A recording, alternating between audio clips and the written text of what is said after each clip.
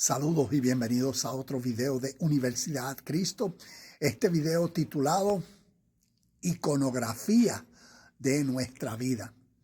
Vamos a ver estas dos imágenes y qué en común tienen históricamente, espiritualmente y cómo se relacionan con nuestro estado de vida presente. Cuando vemos la palabra iconografía, y toma un minuto para mirar estas dos imágenes y ver qué puedes describir que tienen en común, a ver si encuentras algo. Y mientras yo describo.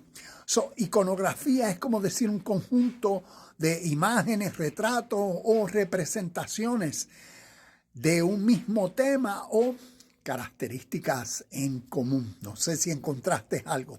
Bueno, entonces te voy a hablar de las dos y cómo nos relacionamos con estas dos imágenes para que crezcamos en la coherencia espiritual. A través de la humanidad hay podemos decir, una teología universal o un mensaje universal y vamos a ver su coherencia. Cómo nosotros entonces nos relacionamos con estas verdades espirituales que tienen el potencial de elevar nuestro estado de conciencia en nuestro presente a un nivel que antes no existía, y vemos cómo a través de historias se logra esto.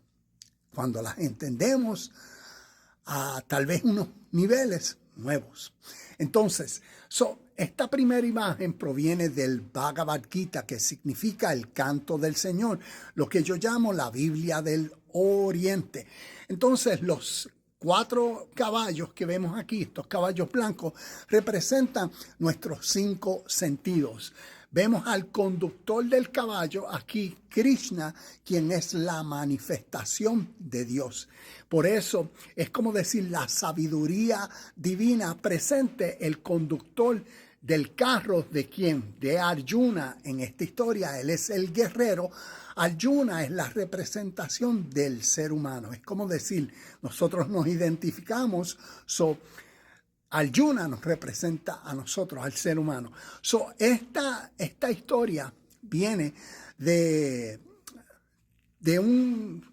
Mahabharata, que es la historia de una guerra.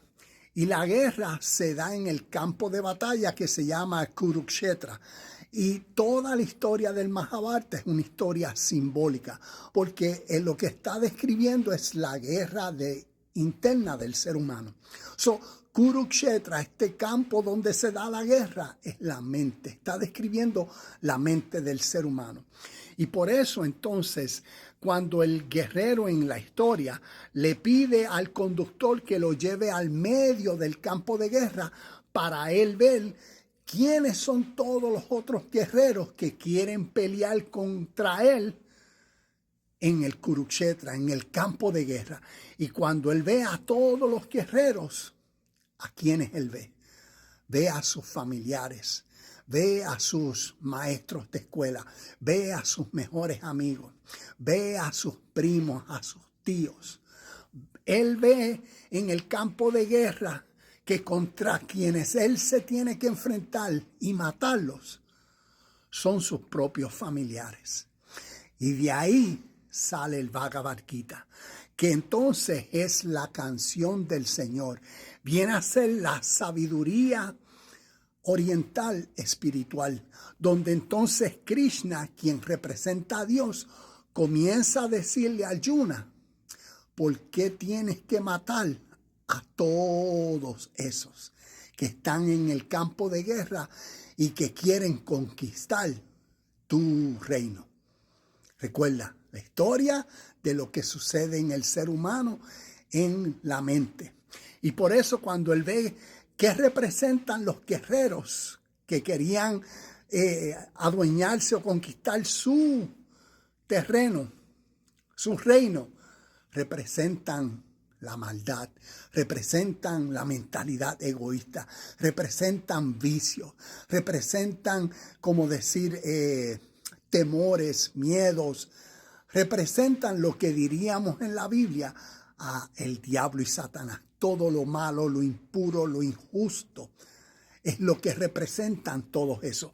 Y por eso la divinidad, la presencia divina, ¿ves? Quien representa a Dios, a la pureza y a la verdad, le está diciendo, tienes que matarlos a todos. Tú tienes que aniquilar en tu campo de guerra tu conciencia, la maldad, la injusticia, la mentira, la hipocresía, la envidia, los temores, los apegos, ¿ves? Todo eso.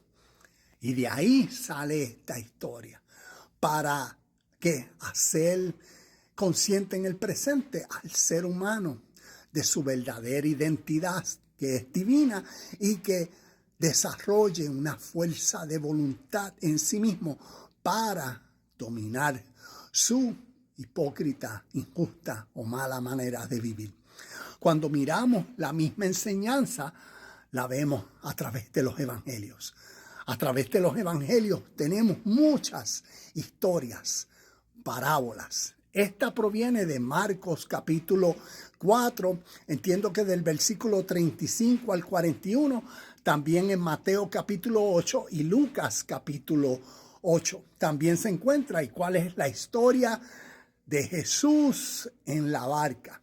Y nos cuenta la historia que Jesús le dice a los discípulos, crucemos al otro lado. Jesús dice la historia que se acostó a dormir. Y los discípulos comenzaron su trayectoria y nos dice la historia que entonces la marea se enfureció, se puso brava.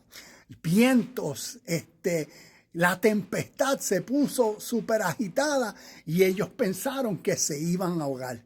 ¿Y qué dice la historia? Que fueron a donde Jesús. Jesús, sálvanos, despiértate, ayúdanos, nos ahogamos. ¿Y qué nos dice la historia? Que Jesús se levantó y le dijo a la tempestad, calma. Le dijo a los vientos, a la marea, le dijo a todo, calma, tranquilícense. Y nos dice la historia que todo volvió a la normalidad. ¿Y qué esta historia nos enseña en relación con esta? Lo mismo.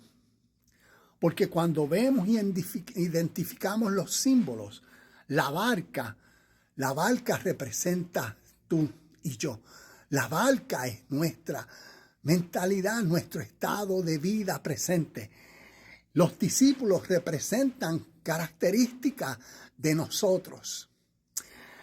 Las tormentas, es como decir la marea que se puso en la historia, se puso brava, los vientos, la tempestad, las olas, todo eso representan, como decir, situaciones drásticas que nos vienen a la vida y cómo nosotros ves en nuestra mentalidad de lo que representan los discípulos en esta historia, en esa mentalidad de nosotros, como la mentalidad de Arjuna, la mentalidad que no sabe cómo corresponder a las situaciones difíciles, inesperadas, caóticas de la vida.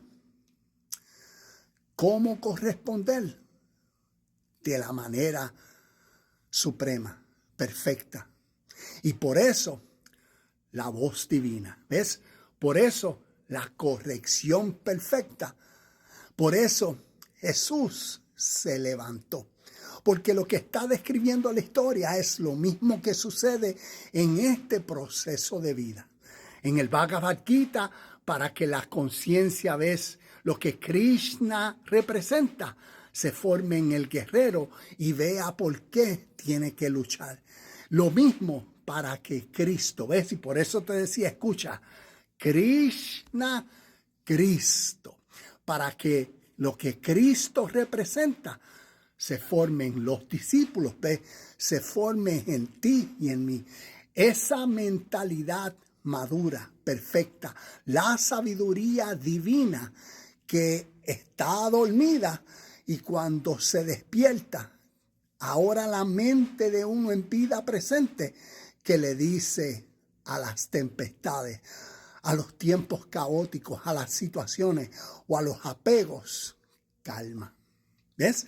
Y ambas historias nos enseñan un mensaje Y ahí vemos la coherencia espiritual. Sigamos creciendo.